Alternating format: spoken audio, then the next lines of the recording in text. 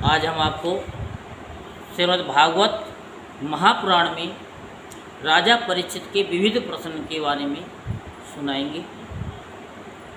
बोल वृंदावन बिहारी लाल की, बोल बांके बिहारी लाल की।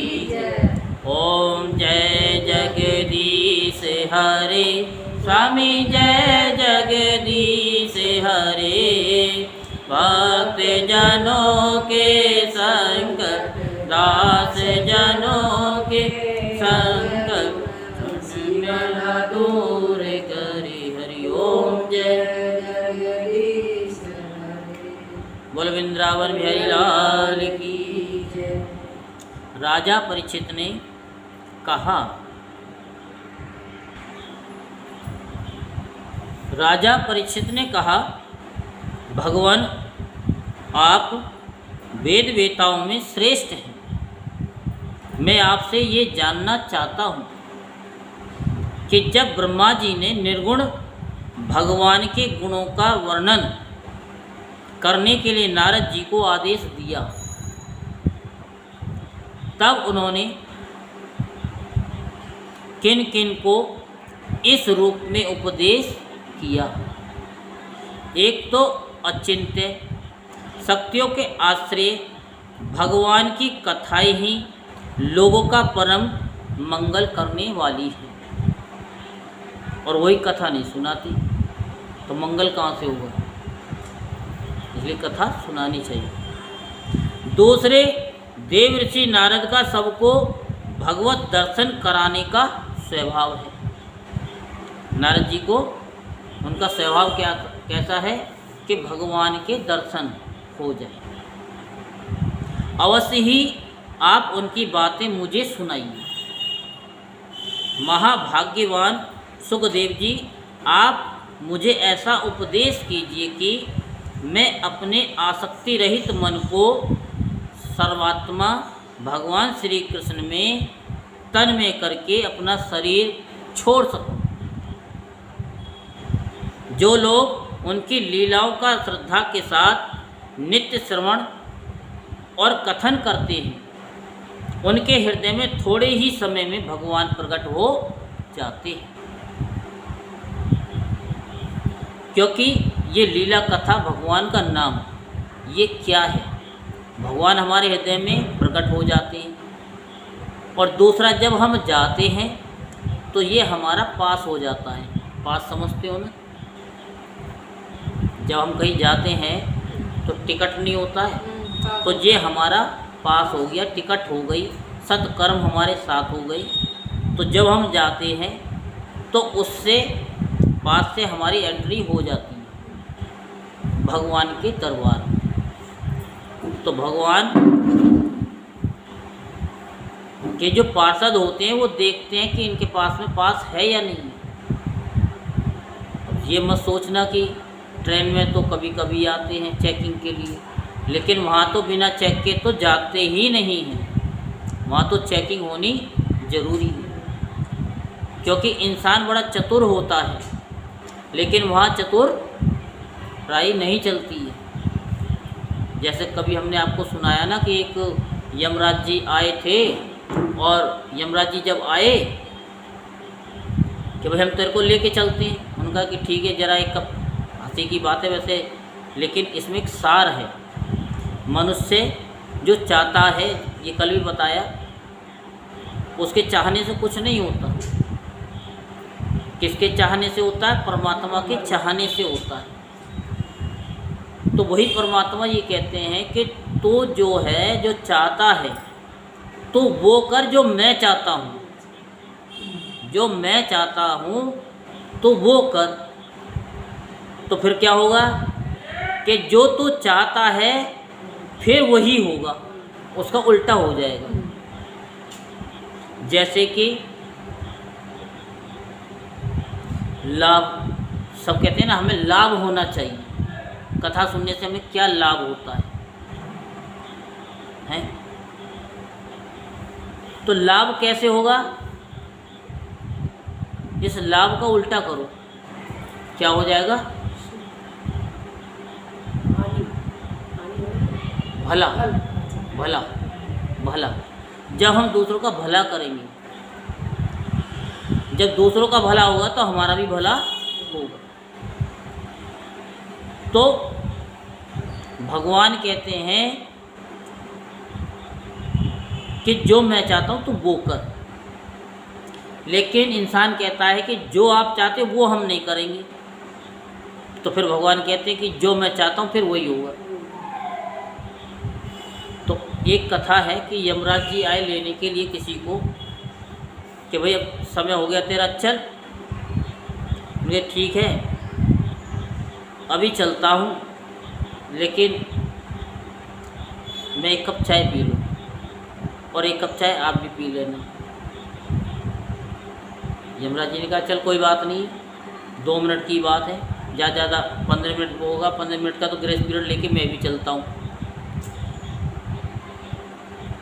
तो उसने क्या किया कि चाय में 20-25 नींद की गोली डाल दी और यमराज जी को पिला दी। अब यमराज जी तो सो गए। अब उठे वो दूसरे दिन।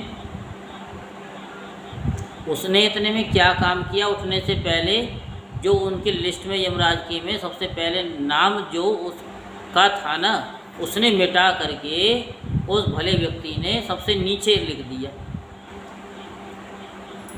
अब यमराज जी जब उठे, उन्होंने कहा कि भाई तुमने खातिर तवज्जो मेरी बहुत की है। तो उसने कहा कि कोई बात नहीं है, अब आप मेरे को लेके जा सकते हो। वो क्यों कह रहा है? क्योंकि मुझे पता है कि नाम तो मैंने हटा दिया है। तो यमराज बोले कि भाई देखो तुमने मेरी खातिर तवज्जो बहुत की है, इसलिए मैं खुश होकर के अब मैं तुमको लेके नहीं जाऊंगा। तो वो और भी खुश हो गया कि भाई अब तो अच्छी बात है, मेरे को लेके नहीं जाएंगे, कि अब किसको लेके जाओगे? उन्होंने कहा कि मेरे पास में सबसे नीचे जिसका नाम है मैं उसको लेके जाऊंगा।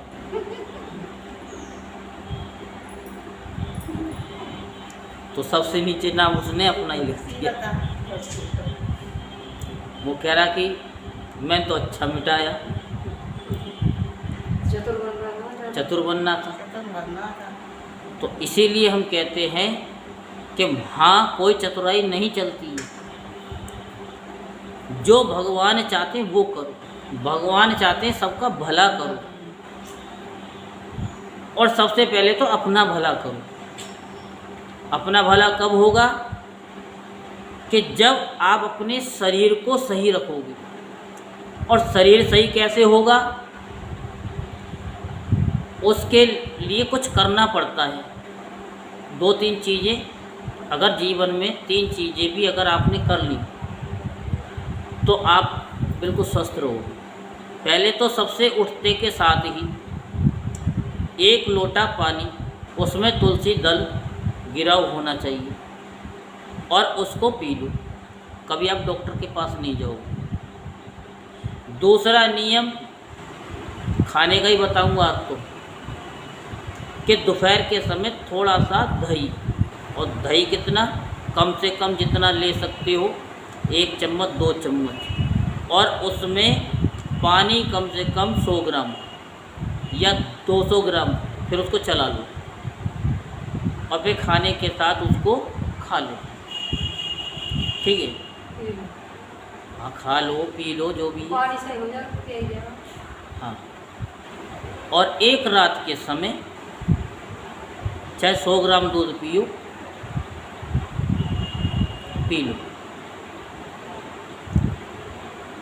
1 गिलास पी लो। अगर भगवान ने दे रखा है तो, अगर कोशिश करोगे तो 1 गिलास दूध मिल जाएगा। ये नहीं कि भगवान नहीं देंगे। आप पहले 100 ग्राम से शुरुआत करो, नहीं है ना तो कोई बात नहीं, 100 ग्राम से शुरुआत करो, फिर भगवान देखो आपको 1 गिलास दूध का इंतजाम करके देंगे। ये 3 काम कर लो। दही रात के समय कभी मत खाना। रात के समय दही खाओगे तो डॉक्टर के जाना ही पड़ेगा। आज नहीं जाओगे, महीने भर बाद जाओगे, लेकिन जाओगे। चलो, आज तो मैंने इतना बता दिया है, अब कथा को हम सुनाते हैं। जो लोग उनकी लीलाओं का श्रद्धा के साथ नित्य श्रवण करते और कहते भी।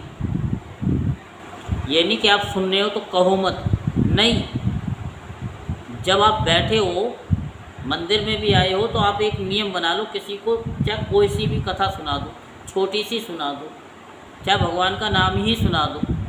जैसे आप करते हो, आते हो सुबह पूजा करने के लिए, तो राम राम कि राम जी कैसे हैं, भोले बाबा कैसे हैं, कि और भी नहीं तो धन धन भोलेनाथ, कमी नहीं है खजाने में, ऐसे करके सुना दो। लेकिन सुनाने का प्रयास करो, क्योंकि सुनना तो कोई चाहता नहीं है, कहेंगे बड़ा ज्ञानी है, कोई बात नहीं, लेकिन उसमें भी आपका भला होगा, क्योंकि ज्ञान की बात कोई लेना नहीं चाहता।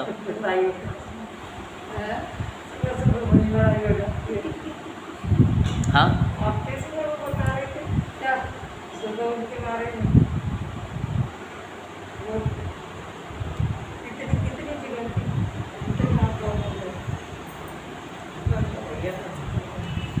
तो उनके हृदय में थोड़े ही समय भगवान प्रकट हो जाते हैं, थोड़े समय में भगवान प्रकट हो जाते हैं। और शिवालय में अगर बैठ जाते हैं और दूसरे भक्त को पूजा करने नहीं देते हैं तो भगवान फिर उस बैठने वाले से दूर हो जाते हैं। शिवालय में जल चढ़ाते के साथ ही बाहर हो जाना चाहिए, धूप बत्ती और जोत बाहर जलानी चाहिए, ये नियम है।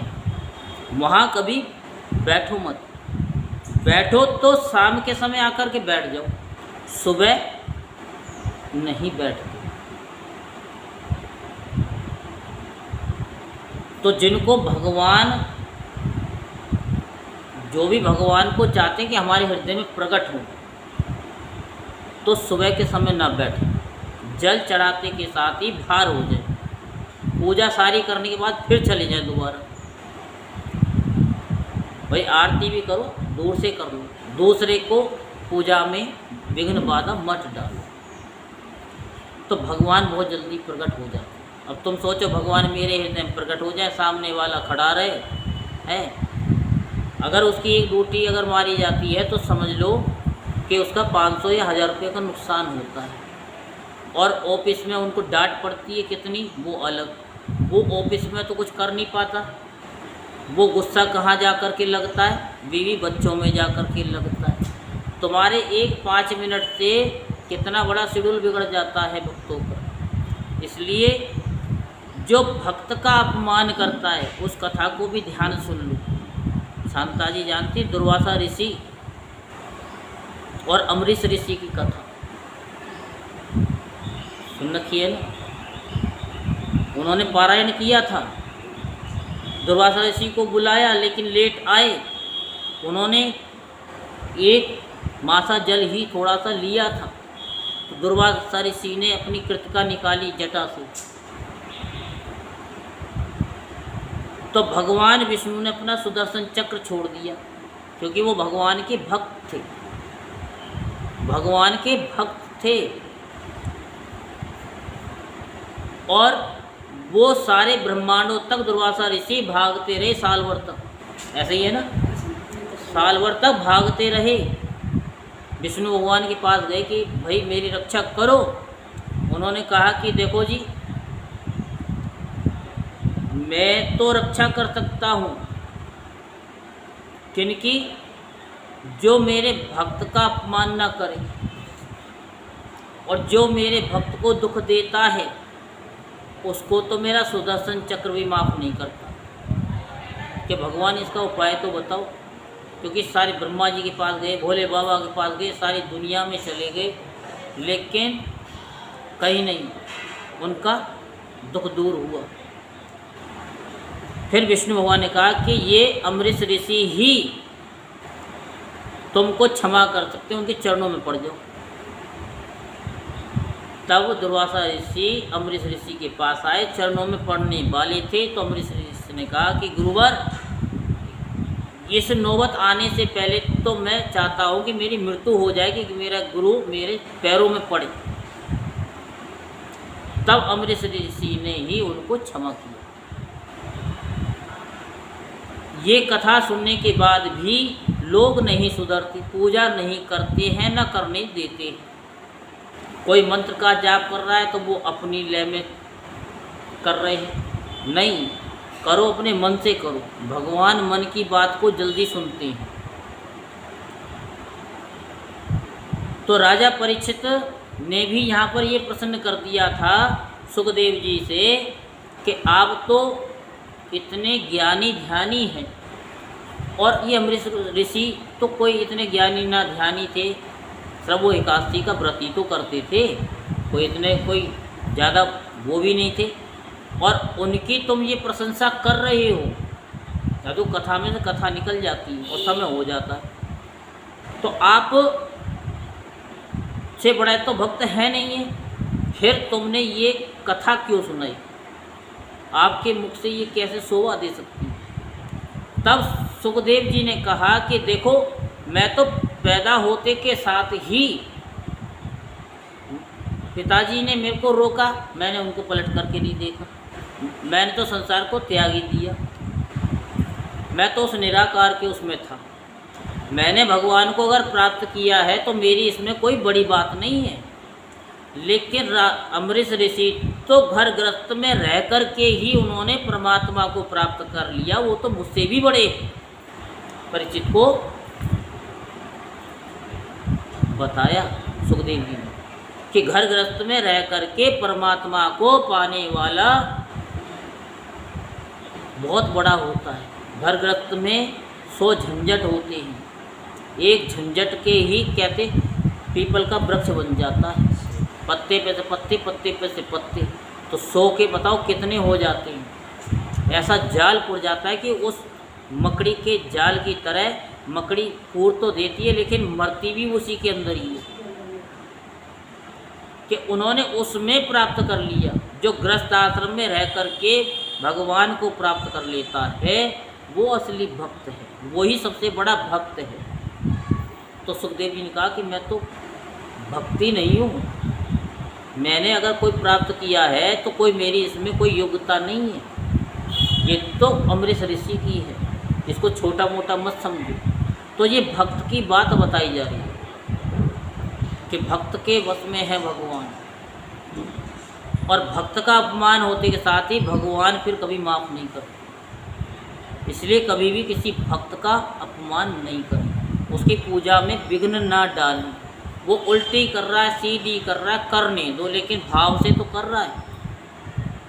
तो श्री कृष्ण कान के छिद्रों के द्वारा अपने भक्तों के भाव में हृदय कमल में जाकर के बैठ जाते हैं।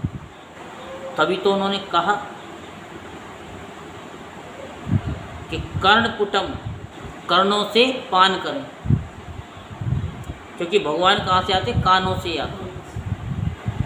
और जैसे शरद ऋतु जल का गदलापन मिटा देती है, वैसे ही वे भक्तों के मनोमल का नाश कर देते हैं।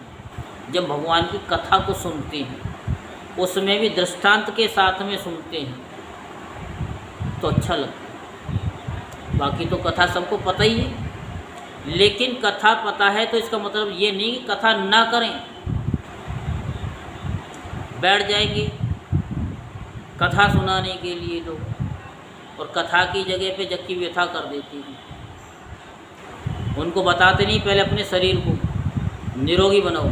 शरीर में रोग आ गया फिर वो जाएगा महीनों में, 2 महीने में, साल में, तब तक तो वो भक्त कितना परेशान हो जाएगा। तो इसलिए दुख को आने से पहले ही, जैसे लोग लैपटॉप में एंटीवायरस डाल के रखते हैं जिससे कि उनका लैपटॉप में जो काम करते हैं उनकी विंडो उड़ ना जाए। विंडो उड़ जाएगी तो काम कैसे होगा? फिर वो एंटीवायरस काम क्या करेगा? तो ऐसे ही हम लोगों को भी अपनी स्वास्थ्य के लिए क्या करना चाहिए कि खान पान का ध्यान रखना चाहिए। यानी कि 24 घंटे कुछ ना कुछ खाते रहो, बकरी की तरह। बकरी की तरह जो खाते हैं ना, वो कभी स्वस्थ नहीं होते। जिसका हृदय शुद्ध हो जाता है वह श्री कृष्ण के चरण कमलों को एक क्षण के लिए भी नहीं छोड़ता। छोड़ेगा कैसे? जब जाप करता रहेगा, माला लेकर के जाप करता रहेगा, एक दिन ऐसा होगा कि माला तो छूट जाएगी लेकिन अंदर की माला शुरू हो जाएगी। और नहीं है तो आप थोड़ी सी माला ले करके वैसे ही अपने घर में 1-2 घंटे करके देखो, 10-15 दिन 20 दिन, और एक दिन मत करना। ना चाहते हुए तुम काम कोई भी कर रहे हो, उस मंत्र का जाप अपने आप ही निकलता रहेगा। ना निकले तो कहना आकर के। ऐसा है या नहीं? जैसे मार्ग के समस्त कलेशों से छूटकर घर आया हुआ पथिक अपने घर को नहीं छोड़ता। भगवान जीव के पंचभूतों के साथ कोई संबंध नहीं है, फिर भी इसका शरीर पंचभूतों से ही बनता है। तो क्या स्वभाव से ही ऐसा होता है, अथवा किसी कारणवश आप इस बात का मर्म पूर्ण रीति से जानते हैं? आपने बतलाया है कि भगवान की नाभि से वह कमल प्रकट हुआ जिसमें लोकों की रचना हुई। ये जीव अपने सीमित अवयवों से जैसे परिच्छिन्न है, वैसे ही आपने परमात्मा को भी सीमित अवयवों से परिच्छिन्न सा वर्णन किया। ये क्या बात है? जिनकी कृपा से सर्वभूत में ब्रह्मा जी प्राणियों की सृष्टि करते हैं, जिनके नाभि कमल से पैदा होने पर भी जिनकी कृपा से ही ये उनके रूप का दर्शन कर सके थे, वे संसार के स्थिति, उत्पत्ति और प्रलय के हेतु सर्वंतर्यामी और माया के स्वामी परम पुरुष परमात्मा अपनी माया का त्याग करके किस रूप से शयन करते हैं। पहले आपने बतलाया था कि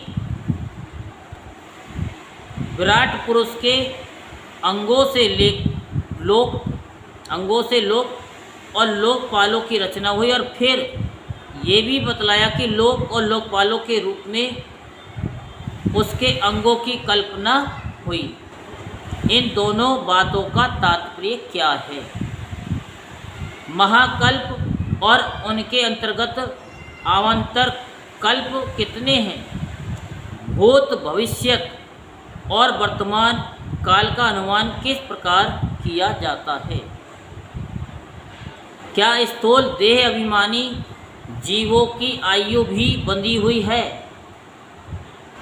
ब्राह्मण श्रेष्ठ काल की सूक्ष्म गति त्रुटि आदि और स्थूल गति वर्ष आदि किस प्रकार से जानी जाती है?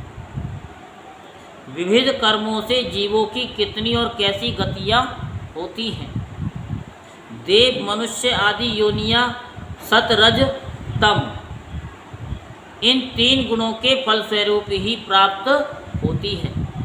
उनको चाहने वाले जीवों में से कौन कौन किस किस योनियों को प्राप्त करने के लिए किस किस प्रकार से कौन कौन कर्म स्वीकार करते हैं? पृथ्वी, पाताल, दिशा, आकाश, ग्रह, नक्षत्र, पर्वत, नदी, समूह, द्वीप और उनमें रहने वाले जीवों की उत्पत्ति कैसे होती है? ब्रह्मांड का परिमाण भीतर और बाहर दोनों प्रकार से बतलाइए, बाहर से भी और अंदर से। साथ ही महापुरुषों के चरित्र, वर्णाश्रम के भेद और उनके धर्म का निरूपण कीजिए। युगों के भेद, उनके परिमाण और उनके अलग अलग धर्म तथा भगवान के विभिन्न अवतारों के परम आश्चर्य में चरित्र भी सुनाइए या बताइए। मनुष्यों के साधारण और विशेष धर्म कौन कौन से हैं? विभिन्न व्यवसाय वाले लोगों के, राज ऋषियों के और विपत्ति में पड़े हुए लोगों के धर्म का भी उपदेश कीजिए। तत्वों की संख्या कितनी है, उनके स्वरूप और लक्षण क्या हैं, भगवान की आराधना की और अध्यात्म योग की विधि क्या है, योगेश्वरों को क्या क्या ऐश्वर्य प्राप्त होते हैं तथा अंत में उन्हें कौन सी गति मिलती है, योगियों का लिंग शरीर किस प्रकार भंग होता है, वेद उपवेद धर्मशास्त्र इतिहास और पुराणों का स्वरूप एवं तात्पर्य क्या है, समस्त प्राणियों की उत्पत्ति स्थिति और प्रलय कैसे होता है, बावली कुआं खुदवाना आदि स्मार्त यज्ञ इत्यादि वैदिक एवं काम्य कर्मों की तथा अर्थ धर्म काम के साधनों की विधि क्या है, प्रलय के समय जो जीव प्रकृति में लीन रहते हैं उनकी उत्पत्ति कैसे होती है, पाखंड की उत्पत्ति कैसे होती है, आत्मा के बंध मोक्ष का स्वरूप क्या है और वह अपने स्वरूप में किस प्रकार स्थित होता है, भगवान तो परम स्वतंत्र हैं, वे अपनी माया से किस प्रकार पीड़ा करते हैं और उसे छोड़कर साक्षी के समान उदासीन कैसे हो जाते हैं। भगवान, मैं ये आप सब आपसे पूछ रहा हूँ, मैं आपकी शरण में हूँ, महामुनि आप कृपा करके क्रमशः इनका तात्विक निरूपण कीजिए। इस विषय में आप स्वयंभू ब्रह्मा के समान परम प्रमाण हैं। दूसरे लोग तो अपनी पूर्व परंपरा से सुनी सुनाई बातों का ही अनुष्ठान करते हैं। ब्राह्मण, आप मेरी भूख प्यास की चिंता न करें।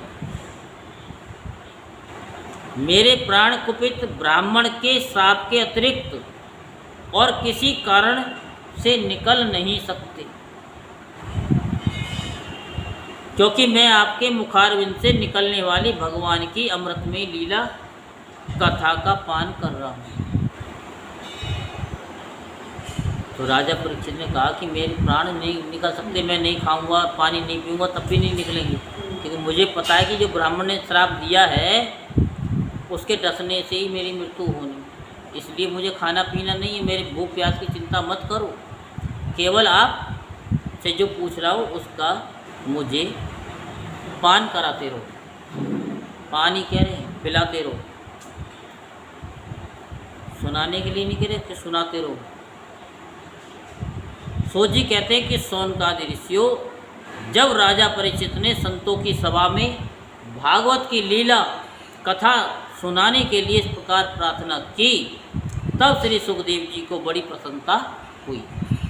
उन्होंने उन्हें वही वेद तुल्य श्रीमद् भागवत महापुराण सुनाया जो ब्रह्मकल्प के आरंभ में स्वयं भगवान ने ब्रह्मा जी को सुनाया था, स्वयं भगवान ने ब्रह्मा जी को सुनाया था। पांडुवंश शिरोमणि परीक्षित ने उनसे जो जो प्रसन्न किए थे वे उन सब का उत्तर सीरियल से स्टेप बाय स्टेप देने लगे। बोल वृंदावन बिहारी लाल की, बोल बांके बिहारी लाल की। ओम जय जगदीश हरे, स्वामी जय जगदीश हरे। भक्त जनों के संकट, दास जनों के संकट क्षण में दूर करी। हरि ओम जय जगदीश हरे। बोल वृंदावन बिहारी लाल की जय, बोल बांके बिहारी लाल की जय। जय जय श्री राधे श्याम,